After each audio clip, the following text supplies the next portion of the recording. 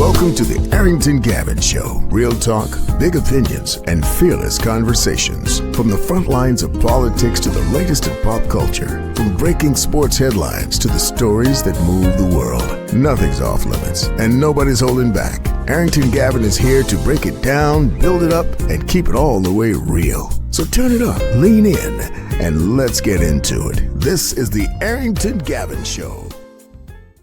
Hey, what's happening, family? Welcome to the Arrington Gavin Show, your go-to spot for sharp insights, bold opinions, and unfiltered takes on the biggest stories of the day, whether it's politics, sports, pop culture, or the latest buzz. Look, we're diving deep and keeping it real, so please do me a favor, kick back, stay informed, and get ready to join the conversation.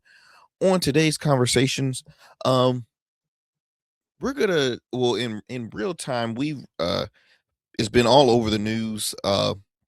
Venezuela, the U.S.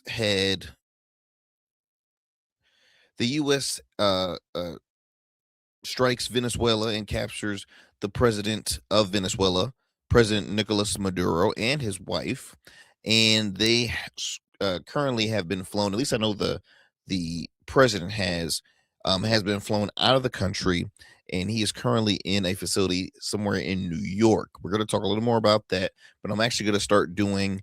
I'm gonna start. I've done a little bit in the past, but we're going to do like kind of like a mini pod, which we'll have on our podcast platforms. Because, like I said, in real time, we have this going on. So by the time you tune in to this episode, new things will be coming up. But at least I wanted to put up something in real time, so we're going to talk about that because that's certainly raising a lot of questions, and it's a lot of stuff happening with that going on. Also, didn't have the chance to talk on the last episode, but Megyn Kelly is having a bit of a feud with some figures in the conservative world. Barry Weiss, who's the new editor-in-chief for CBS News, apparently her and Megyn got some beef going on, and then also Megyn Kelly and Mark Levin. Mark Levin, a longtime conservative talk radio host. He's on Sirius XM. He's on Fox Weekly. He's been doing it for a long time, and yeah, he has some beef going on with Megyn. Megyn got, first of all, conservative figures, whether they're in politics or in media, they are having beef all of a sudden. I mean, it's just this beef back and forth. It's a lot, I tell you. But no, it's no surprising at all. But in addition to that, we're gonna talk about Netflix and Warner Brothers. They're trying to work out a deal, and there's been some new follow-up info regarding that deal that we want to discuss with you. And yeah, we're going to talk about it. We're going to talk about it here on the Arrington Gavin Show. As always, my friends, thank you so much for supporting the program. If you happen to be watching us right now on YouTube, do me a favor, like, subscribe, share with a friend, share with family. I truly appreciate it. We want to continue to grow our YouTube channel, which we see growth each and every day, but we want to continue that momentum coming into the new year. And again, we can't do it without you. So if you don't mind subscribing to our channel, if you have not done so yet, subscribe to our channel, share with friends that that will enjoy, just to hear a great conversation, and who enjoys politics or pop culture, or just again, conversation, because that's what we have here on the show is conversation. So you can subscribe to our YouTube channel, the Arrington Gavin Show, where you can check out new episodes of the Arrington Gavin Show Monday through Fridays at 7 p.m. Eastern Standard Time. You can also listen to the show on the go wherever you get your podcasts. Again, we drop new episodes 7 p.m. Eastern Standard Time wherever you get your podcast, whether that's Apple, iHeart, and Spotify. Yes, Spotify. And those are just a few. We're in you can find us on the TuneIn app. We're on a variety of different podcast platforms. You can also listen to us on the radio airwaves. We're a part of two radio affiliates, one in the New Orleans area, WBOK 1230 AM, where you can tune into the Arrington Gavin show weeknights at 7 p.m. Central Time. Okay, 7 p.m. Central Time. And then lastly, you can listen to us if you happen to be in the metro Atlanta area to WDJY 99.1 FM. All right, you can listen into the Arrington Gavin show, uh, 11 p.m. Eastern Standard Time, Monday through Fridays. All righty. As I put some chapstick on, the mouth is getting a little chapped. Uh, we're gonna talk about we got a few things to discuss, but first I want to bring up you ever heard of this streaming platform called Zeus? You've probably heard me talk about it before here on the show. It's a platform that I'm not a fan of whatsoever.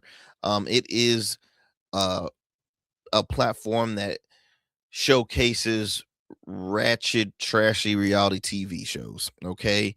All the shows like similar like to a Love and Hip Hop or Bad Girls Club, around that category. That's what Zeus is all about. But Zeus has recently continued to grow their platform because let's be honest, people love to see a little bit of the ratchet. All right.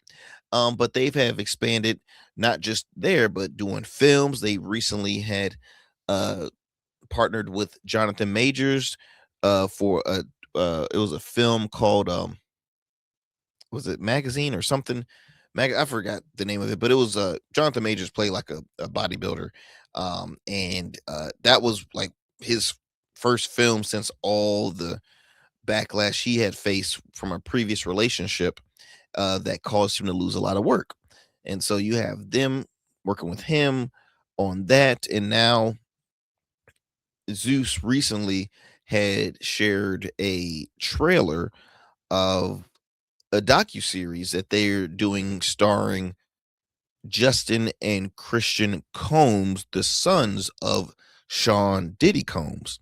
And this project, as I read this here from the Grio, a lot of folks have said, this is a horrible idea. Folks like podcaster and rapper Joe Budden. He calls the docuseries a horrible idea, which I mean, let's just be honest.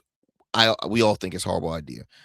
Anything that is affiliated right now with the Combs family shouldn't be exposed on TV.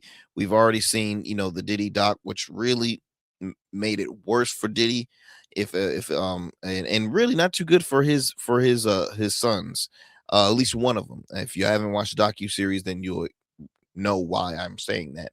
But so many folks are saying this is not a good idea. I couldn't agree more with it.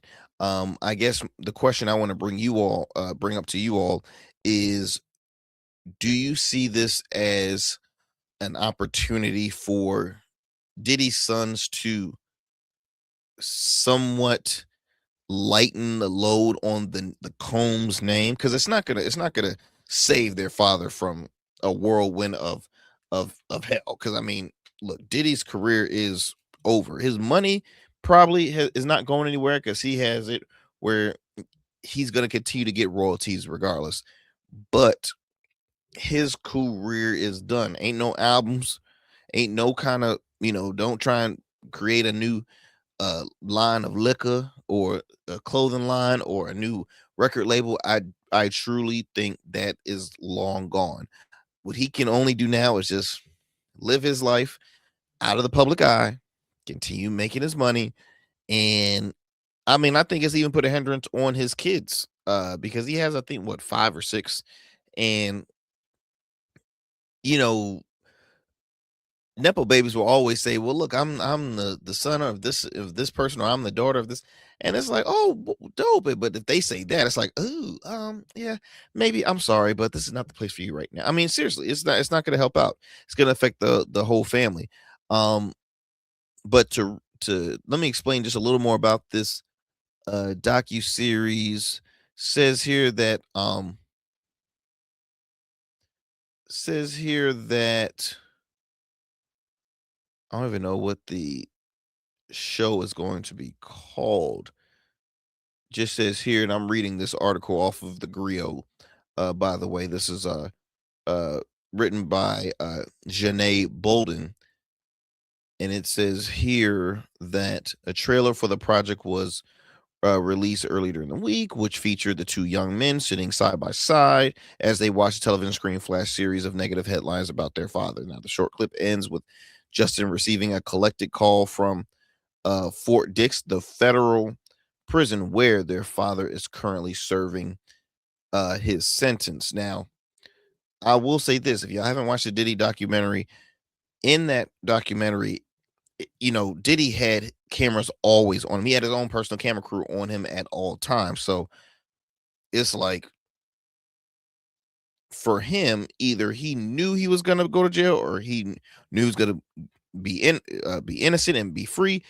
Regardless, he's like, record this, record all this. I want this tape because it's gonna be valuable in a for a series or something one way or the other. And he tagged his sons along. Joe Button, as I mentioned earlier, who has grown a career in the world of podcasting, said that I think this is a horrible idea. Uh, I don't know if I could think of a worst idea, and I uh, f with them too. Like I'm not against them, like they didn't do it. They've been nothing but kind to me. They look stupid in the trailer. That's Joe Budden's words. His sentiments were echoed by others on the show, some whom had not even seen the clip. The Zeus CEO, uh, Lemuel Plummer, defended the network's decision to move forward with the project in a statement released shortly after the teaser dropped on social media. He says, "To be clear, this documentary is about giving Justin and Christian the opportunity to share their personal story. We're not here to endorse Diddy or anyone else as a network. We believe in giving individuals a platform to tell their own experiences, just like any network that enters a documentary space. We're simply allowing these stories to be told.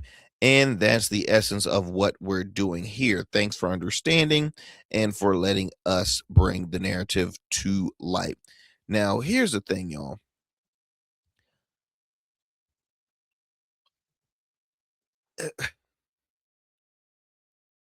For one, I think it's too soon. Two, I just don't think the public wants to hear from the family of what do they think of, like, especially his own kids. Is his own kids is most likely going to continue to speak light and say how all this is a lie, this and any other. There, it could be seen as kind of like an insult to the victims, and it's a lot. It's a lot. That's all I gotta say.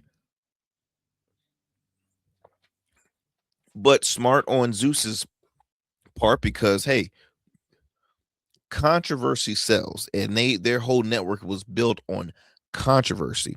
So they know that folks are probably gonna, start a subscription of just because of that. Okay. They're gonna want to they're gonna want to subscribe to this just to watch this docu-series. And you can't be mad. You can't be mad. As a business owner, I understand. I understand, and I'm like, hey, look, if you want, if you want to make the money and you want to, find ways to bring some more attention to your network, hey, I'm not mad at you there, bud. So as we move it on, before because we always normally start the show off uh in a commercial break, but I'm kind of going a little off script here. Usually every day we go off script. We're not really like a quote unquote like structured show. We just kind of, you know, freelance it all the time. Hold on. I'm pulling up a list of the different uh okay, so okay. So reason why I pull this up is we're gonna be starting a segment soon um called Gen E. Gen E. And you're probably saying, well, Arrington, there's no such thing as Gen E. Well, this one is just going to be called Generation Entrepreneurs. I'm going to be having conversations. It's going to be a segment. We're going to probably do it weekly.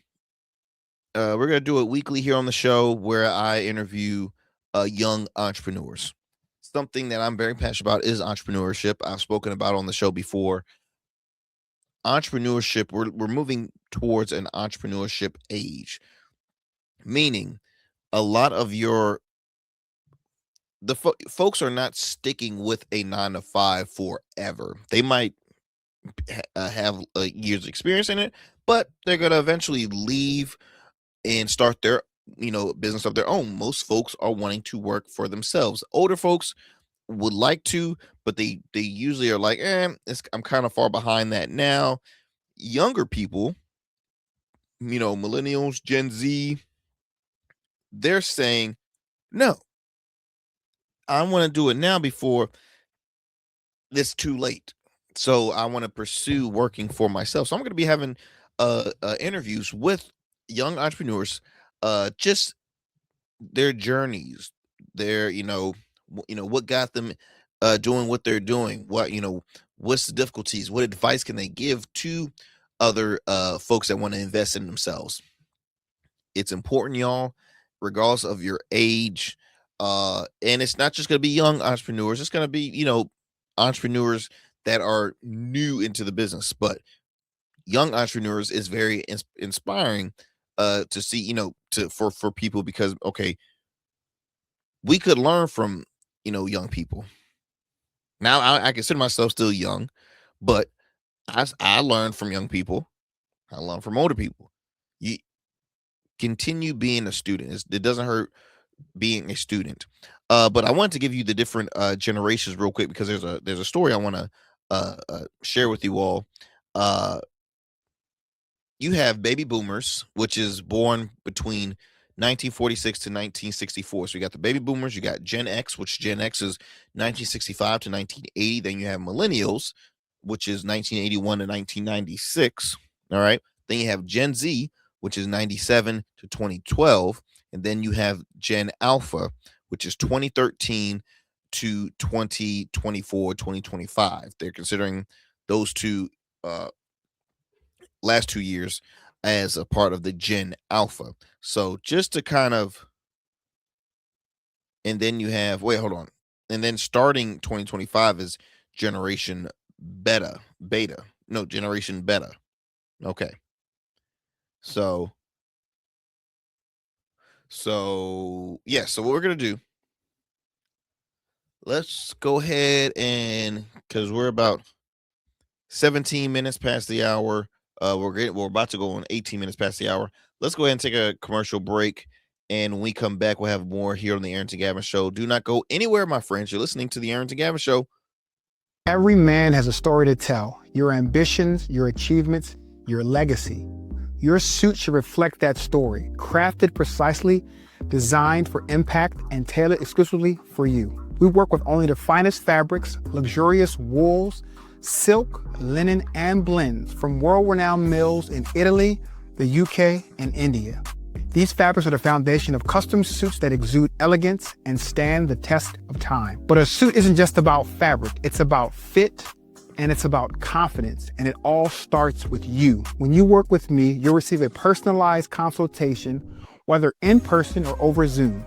Together, we'll explore your vision and discuss your needs. And we're going to bring your ideas to life. My journey as a designer includes apprenticing under New York-based designer Clavon Leonard, showcasing collections at New York Fashion Week, Algeria Fashion Week, and the prestigious Baltimore Met Gala. That experience is what we bring to every suit we create, from weddings to corporate events and everything in between. We specialize in crafting one-of-a-kind suits for life's most significant moments. Dapper Luke has been recognized as one of Baltimore's best menswear in 2023, and I was honored to be one of the 10 designers selected for the prestigious Baltimore Met Gala. With over 900 satisfied clients, we proudly serve Virginia Beach and Baltimore, bringing world-class designs to these incredible communities. We don't just make suits, we craft confidence. Your suit will fit your body, your style, and it will tell your story. Book your free online personal consultation today. Visit www.dapperluke.com. Become a man of distinction with Rugged Evolution Beard Care. Order our scented beard oils and beard balms to help you maintain and grow the perfect beard. Order today. Try our men's care products like the full body exfoliating cleansing bars, body wash, smooth stash, and more. Log on to our website or download our app to place your orders. Rugged Evolution Beard Care. We're your luxury but affordable men's care line. And remember, rugged is the new smooth.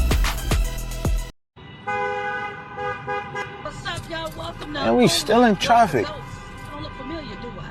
Not in this seat. Hey, what's that you listening to? Here to host today. Hey, turn it up. Yeah, this that new GoatVerse app. I got you. So y'all want to know where the goats are? They're off on the sidelines. Looking for fresh, relevant content wherever you go? What was the name of the app he said? Introducing GoatVerse TV. GoatVerse, that's what it's called. The free streaming app that brings you the best podcasts, current events, and thought-provoking opinions all in one place. Download it now from the Apple Store or Play Store. In Goats, we trust. All right, my friends, welcome back. Welcome back to the Arrington Gavin Show.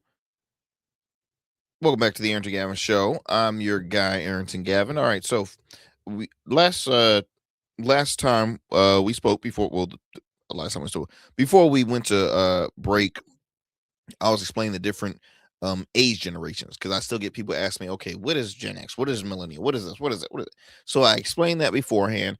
Reason why I was leaning in, because two things. One, I'm starting a new segment called Gen E, which is is showcasing young entrepreneurship. So I'll talk more about that later on.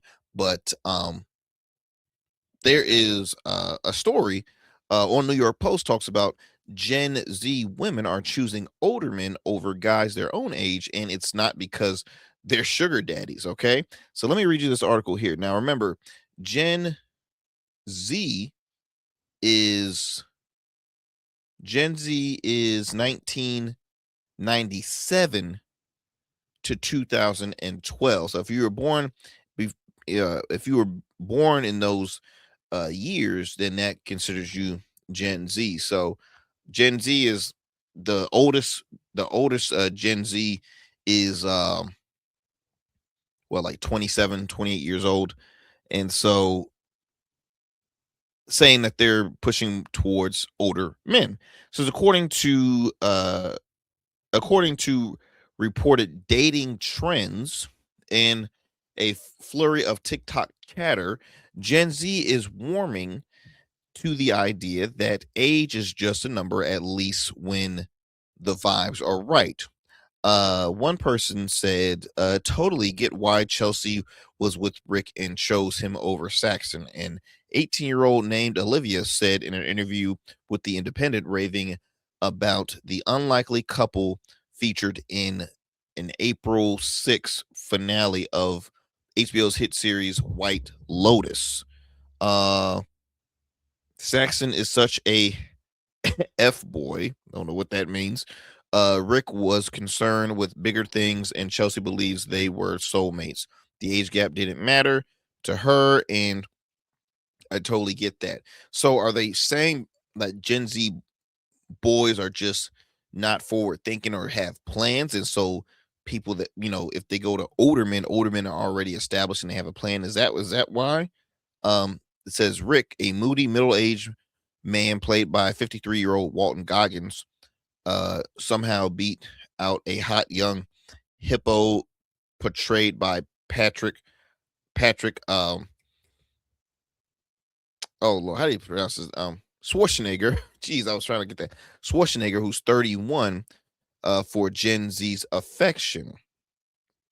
And Kate, 18, chimed in, telling the outlet that she'd choose Rick all the way.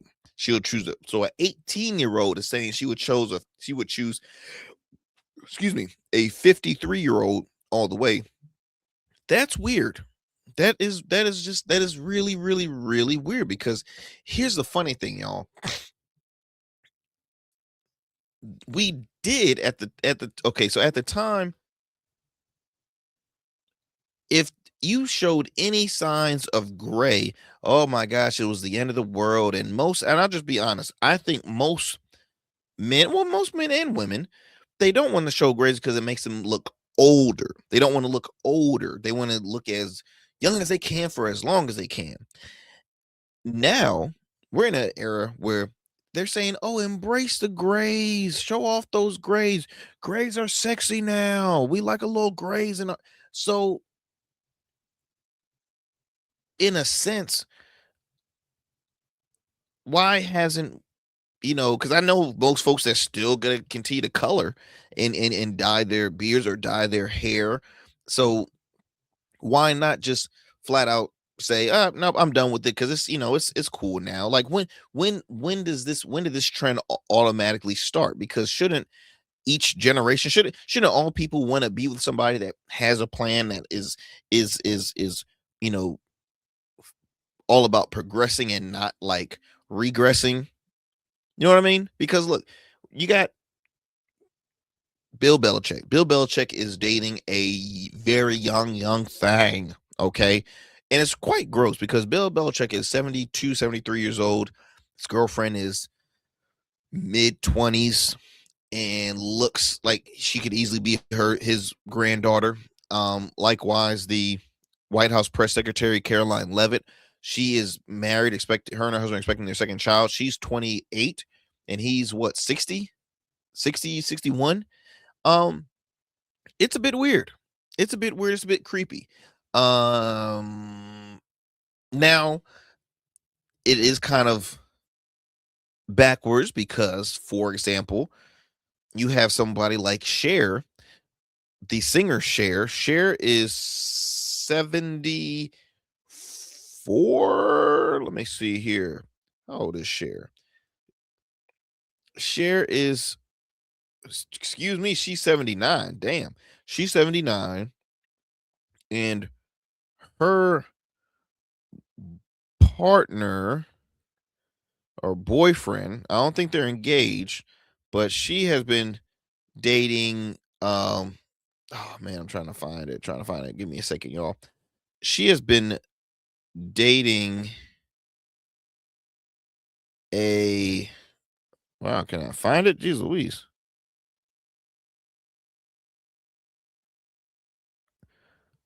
Well, she's been dating a young man for a while, and there is a huge age gap. He is okay. Well, he's 39 years old, 79. Still a huge age gap, but I was thinking he was much younger. But still, when it's ladies, it's not as exposed. I mean, look, and my wife knows this.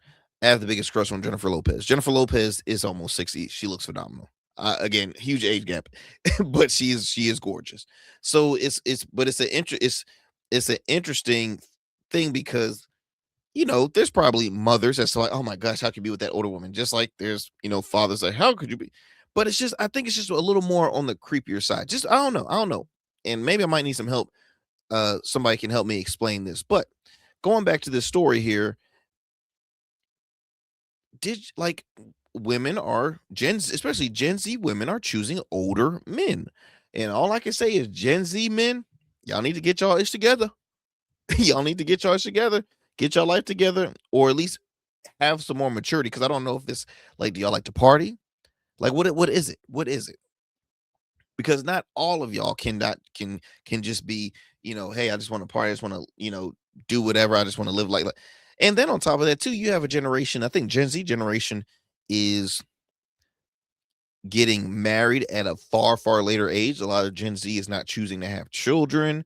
Your work focus, your mind focus. So it's so much stuff that occurs in the Gen Z age demographic. But it's interesting. When I saw that article, I'm like, this is quite interesting. I want to share this with you. But I would love to have a conversation. Maybe bring a couple on that might happen to have a large age gap, or a couple that is the same age, because you rarely see people that are married. Like, it's funny, I think I've never approached or spoke with a couple that is like the exact same age or at least a year apart. Like, seriously, you ever thought about that? Like, I've never have you ever, do you know any couples that are the same age or a year apart? Because even older, like your grandparents is probably like, you know, 10 years apart, 20 years apart. It's interesting. It's interesting. Let's digress from this story, y'all. I want to talk about the Netflix, uh, uh, the whole ordeal going on between Netflix and Warner Brothers. So I don't know if y'all have heard of this, but let me reframe your memory here. Netflix announced an agreement to acquire Warner Brothers, which includes HBO and HBO Max, for around $82.7 billion in majority industry consolidation, expected to close in Q3 of 2026. Now, this deal gives Netflix access to massive legacy library, including DC, Harry Potter, aiming to solidify its streaming dominance. Now, I've always said Netflix, regardless, they're always going to be number one. Paramount Plus will never be a Netflix. Peacock will never be a Netflix. You think of any other streaming platform will never be a Netflix. Now, people laugh at me when I say this, but under Netflix, in my opinion, now maybe I could be crazy. Tubi, I would put Tubi under Netflix, and I'm gonna explain why. For one, Tubi has a massive catalog. Yes, it's independent. It's mostly independent films, low budget films, but they give you classic films, right? Cult classic films, and they give you Tubi originals. They give you live original stuff. They give you uh opportunities to watch live uh uh channels that you will normally catch like on a smart TV, what do you call it, like OTT or something like that. And guess what? It's free. You don't gotta pay a dime for Tubi. I like that. I truly appreciate it. Now, I guess folks will say, well, Arrington, you're skipping out on Prime Video. You're right. I forgot about Prime. So Prime, you can put Prime, at behind second to Netflix, and then third will be Tubi.